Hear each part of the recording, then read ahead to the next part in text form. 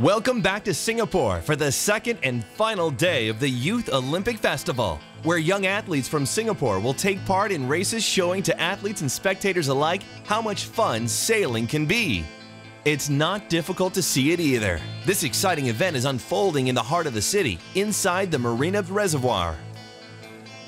Today, however, the weather showed its tropical side. Right from the start and the first races, a heavy rain forced organizers to postpone competition for a couple of hours and wait for the skies to clear. It was a good decision. Soon enough, conditions became more friendly and safe for sailors. When the clouds left for good, they took with them all the wind, something that also brought to the surface all kinds of different creatures. Sailors now had to wait for the wind to pick up before they could start racing again.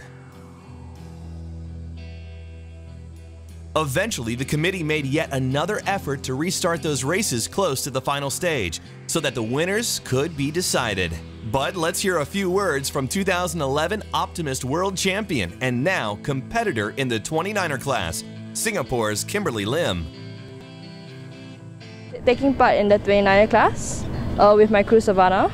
This is more of a publicity event for fun and to get more people interested in sailing more than a competitive event. Most of us are just having an enjoyable time. Today the weather isn't very good, but the wind is here, so we are going to carry on with the skim format and hopefully qualify for the final series.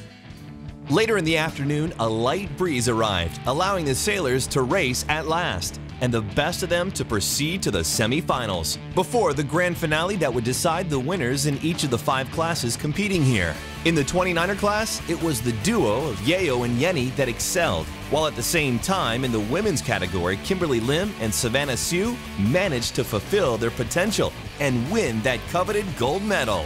In the laser class, Ryan Lowe dominated in the men's category and Allison Meyer in women. In the Bite C2, it was Bernie Chin who finished first in the boys. In the girls, Yuki Yokoyama, the second and most recent world champion Singapore has in the Optimist class, found herself once again in the top spot. Exactly the place where she wants to be. The 3 teams competing in the SB20 class were all from the SMU, but it was the one skippered by Colin Lim that finished first here in their hometown. In the very last class competing, the RS1, it was Wallace Gunn first in the boys and Routh Mo in the girls. And this wrapped up another very successful event. Here, the unique location that is Singapore, the organizers succeeded in promoting true sportsmanship values in athletes at an impressionable young age, while offering them a great time as well. But all this wouldn't be possible without the firm support of a few individuals, like Mr. Ung Sung Miang, a proponent of sport development in Singapore in various capacities over the past 30 years.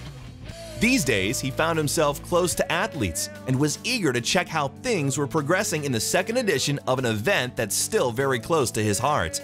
Well, definitely, I think this event would help to attract more sailors, but more importantly, it's the legacy of the Singapore Youth Olympic Games that was held in 2010.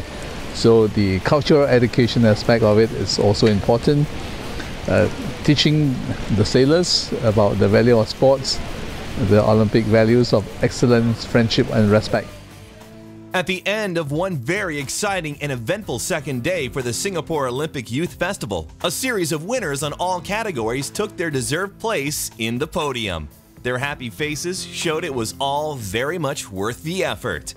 The next festival is scheduled in 2015. This is 1 year after the Youth Olympic Games that will take place in China. So it's all very possible that we'll come across some Youth Olympians in that year. Until then, thank you for watching.